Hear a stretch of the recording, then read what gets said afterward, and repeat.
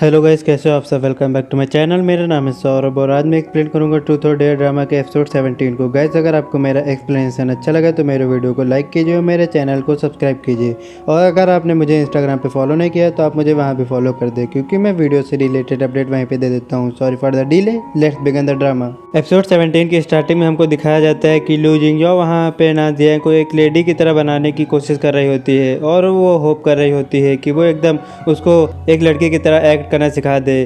तो वो वहाँ पे उसके रूम में जाती है। नाजिया कहती है कि एक उसके फादर और स्वभाव के अलावा उसके रूम में कोई भी नहीं आया है, वो तीसरी है जो आ रही है। लू जिंगयो वहाँ पे जाती है तो फिर वो देखती है कि उसका रूम एकदम लड़कों के रूम की तरह होता है। उसके रूम में वुल्फ की खाल होती है और वहाँ पे उसके रूम में उसके कपड़े जो होते हैं लड़कों की तरह होते हैं, उसके पहनने लायक लड़कियों के कपड़े नहीं होते हैं। वहाँ पे फिर वो उसको अपने कपड़े दे देती है और उसको मेकअप लगाती है।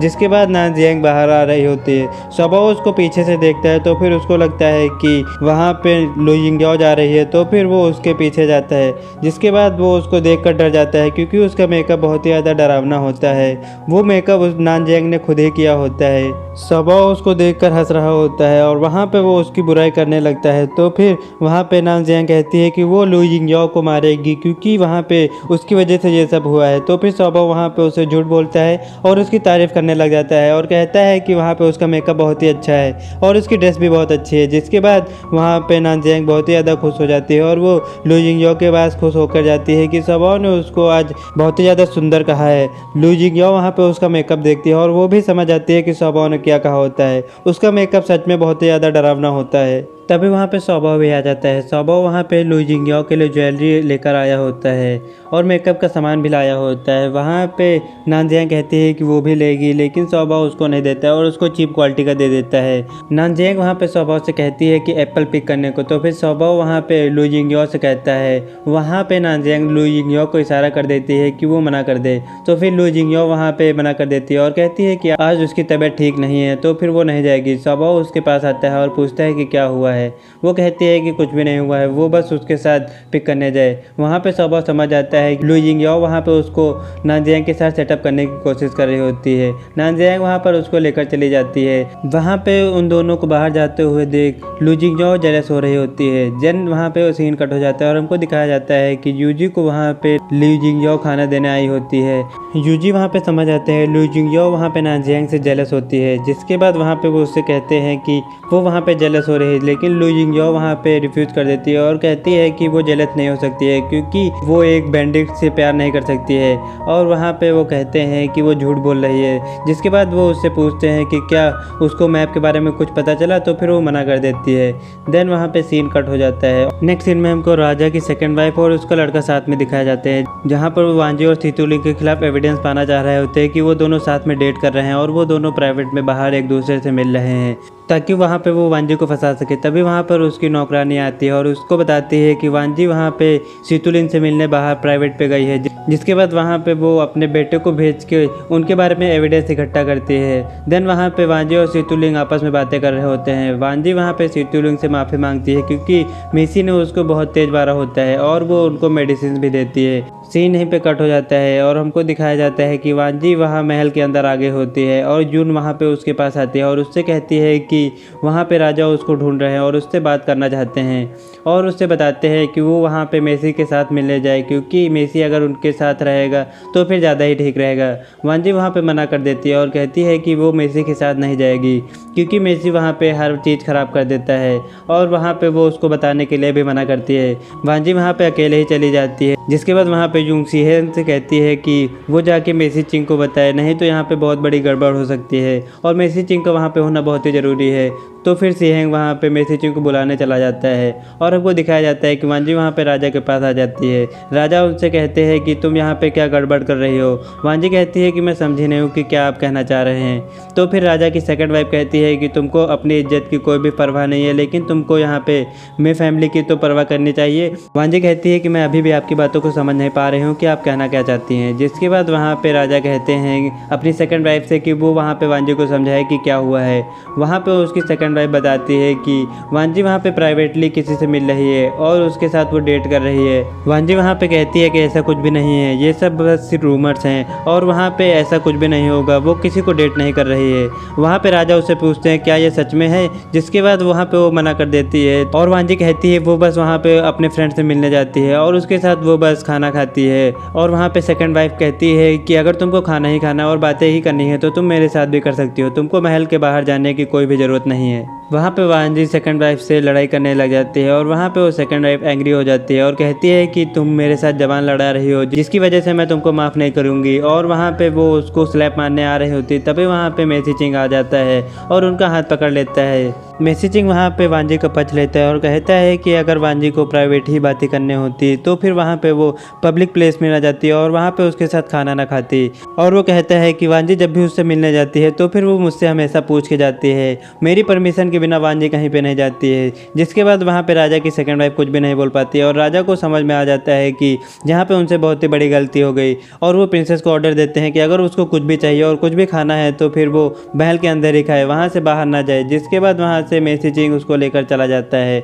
राजा की सेकंड वाइफ वहाँ पे राजा से गुस्सा होती है लेकिन वहाँ पे राजा उसके ऊपर उल्टा गुस्सा हो जाते हैं और कहते हैं कि तुम मुझे यहाँ पे किस चीज़ में फंसाने जा रही थी, तुम्हारी वजह से अभी वहाँ पे मेसी चिंग से उसकी फिर से लड़ाई हो जाती। जिसके बाद वहाँ पे हमको दिखाया जाता है कि वांजी वहाँ पे मेसी चिंग को एक्सप्लेन करने की कोशिश कर रही होती है कि सितुलिंग और वो सिर्फ दोस्त हैं, इसके अलावा कुछ भी नहीं है और वो वहाँ पे सिर्फ और सिर्फ खाना खाने जाती है। मेसी चिंग वहाँ पे उससे कहता है कि वो बहुत ही बदसूरत लग रही है। जिसके बाद वहाँ पे वांजी कहती है कि क्या वो उसको पनिश करेगा, तो फिर मेसी चिंग कहता है कि तुम इनोसेंट हो तो फिर मैं तुमको पनिश क्यों करूँगा। नेक्स्ट सीन में हमको नानजियांग और लू जिंगजाओ साथ में दिखाए जाते हैं जहाँ पे लू जिंगजाओ अब नानजियांग से सही से बात करने लगी होती है और वहाँ पे वो कहती है कि सौबो कभी भी उसके साथ कहीं नहीं गया था, जिसके बाद अभी वो उसके साथ घूमने गया था।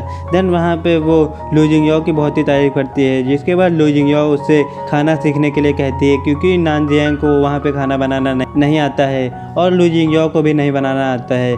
लू जिंगजाओ कहती है कि वहाँ का बावर्ची उसको सिखा देगा।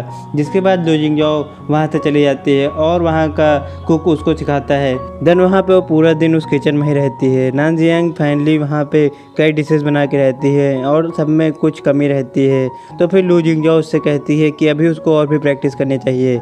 जिसके बाद नानजियांग और प्रैक्टिस करने चली जाती है और हमको दिखाया जाता है कि सौबो वहाँ पर लू जिंगजाओ के पास आता है। सौबो के पूछे जाने पर उसको पता चलता है कि लू जिंगजाओ को पियानो बहुत ही ज़्यादा पसंद है।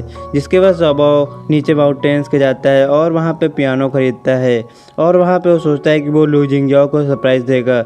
नानजियांग वहाँ पे बहुत ही ज़्यादा हार्ड वर्क कर रही होती है सौबो के लिए और वो 2 दिन तक किचन में ही रहती है। वहाँ पे फाइनली उसने 3 डिशेस बनाई होती है और एक सूप बनाया होता है जो कि वो सौबो को सरप्राइज़ देने के लिए बना रही होती है। वहाँ पे दोनों लोग सेम प्लेस पे ही खाना लगवा देते हैं। जिसके बाद हमको दिखाया जाता है कि सौबो वहाँ पे इंगियो के पास आता है और उससे कहता है कि वो उससे बात करना चाहता है, वो शाम को बैम्बू हाउस पे आ जाए। जिसके बाद सीन कट हो जाता है और हमको दिखाया जाता है कि सौबो वहाँ पे बैम्बू हाउस में आ गया होता है। वहाँ पे खाना भी लग गया होता है और सौबो वहाँ पे उसका पियानो भी रख देता है। तभी वहाँ पे इंगियो आ जाती है और वो इंगियो को सरप्राइज़ देता है कि वो उसके लिए पियानो लेकर आया है। इंगियो वहाँ पे बहुत ही ज़्यादा खुश हो जाती है और वो पियानो बजाने जाती है। तभी वहाँ पे नानजियांग आ जाती है। वहाँ पे वो इंगियो को देखकर बहुत ज़्यादा अपसेट हो जाती है क्योंकि उसने तो सिर्फ सौबो को बुलाया होता है। तो फिर वहाँ पे इंगियो बहाना बनाती है और कहती है कि सौबो उसके लिए ये पियानो लेकर आया है और वो चाहता है कि इंगियो वहाँ पे नानजियांग के लिए वो पियानो बजाए। तो फिर नानजियांग वहाँ पे खुश हो जाती है। सौबो वहाँ पे कुछ भी नहीं बोलता है और उसके ड्रामा का एक हिस्सा बन जाता है। जिसके बाद वहाँ पे इंगियो वो पियानो बजाने लग जाती है और हमको दिखाया जाता है सौबो सिर्फ और सिर्फ इंगियो की तरफ ही देख रहा होता है, नानजियांग की बातों पे ध्यान भी नहीं देता है। नानजियांग ये नोटिस करती है, वो बहुत ही ज़्यादा अपसेट हो जाती है। इंगियो से कहती है कि सौबो को पियानो बहुत ही पसंद है, क्या तुम उसके लिए पियानो सीखोगी। जिसके बाद वो सीखने आती है लेकिन सौबो कहता है कि उसको ये पियानो नहीं पसंद है और वो इंगियो से कहता है कि क्या तुम मुझे नानजियांग के साथ सेटअप करने की कोशिश कर रही हो। जिसके बाद वो वहाँ से चला जाता है।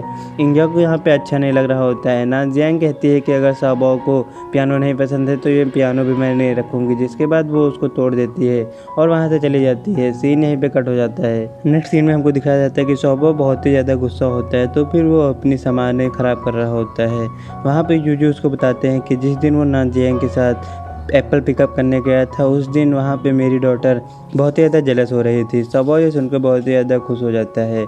जिसके बाद वहाँ से वो चला जाता है और हमको दिखाया जाता है कि इंग्यो वहाँ पे बैठकर कुछ सोच रही होती है। तभी वहाँ पे स्वभाव आ जाता है। स्वभाव वहाँ पे इंग्यो से पूछता है क्या वो सच में उसको ना जैंग के साथ सेटअप होते देखना चाहती है। तो फिर वहाँ पे वो कुछ भी नहीं बोल पाती है। वहाँ पे बहुत ही ज़्यादा साय होती है। जिसके बाद वहाँ पे स्वभाव समझ जाता है कि इंग्यो उसको पसंद करती है। जिसके बाद वहाँ पे वो पियानो लेकर चला जाता है उसको ठीक कराने के लिए। सीन कट हो जाता है और हमको दिखाया जाता है कि सवांजी वहाँ पे फिर से डिप्रेस हो जाती है क्योंकि वो मेसी जिंग को पसंद करने लगी होती है और उसको पता होता है कि जुन ने उससे कहा है कि जब वहाँ पे प्रिंसेस आ जाएगी तो उसको छोड़कर जाना पड़ेगा। जिसके बाद वहाँ पे मेसी जिंग वांजी को देखता है और वो उससे कहता है कि क्या वो अपसेट है। तो फिर वांजी उसको नहीं बताती है और कहती है कि उसको बस अच्छा नहीं लग रहा है। जिसके बाद मेसी जिंग कहता है क्या वो उसको बाहर ले चले घुमाने के लिए। तो फिर वो मना कर देती है और कहती है कि वो गार्डन में घूम लेगी। वहाँ से जाते टाइम वांजी कहती है कि मेसी जिंग चाहे जितना अच्छा व्यवहार करे लेकिन मैं जुन की बातों को नहीं भूलूंगी। जिसके बाद वो बाहर चली जाती है। मेसी जिंग वहाँ पे उसकी बातों को सुन लेता है। नेक्स्ट सीन में हमको दिखाया जाता है कि वांजी गार्डन में वॉक कर रही होती है। तभी वहाँ पे मेसी जिंग आता है और उसको हक कर लेता है। जिसके बाद वो उसको किस कर लेता है और एपिसोड 17 की एंडिंग यहीं पे हो जाती है। गाइस अगर आपको मेरा एक्सप्लेनेशन अच्छा लगा तो आप मेरे वीडियो को लाइक कीजिए और मेरे चैनल को सब्सक्राइब कीजिए।